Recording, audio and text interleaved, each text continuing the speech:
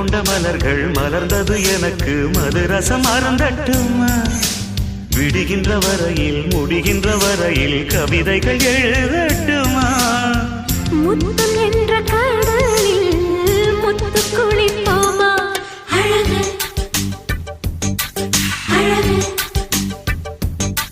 ஓ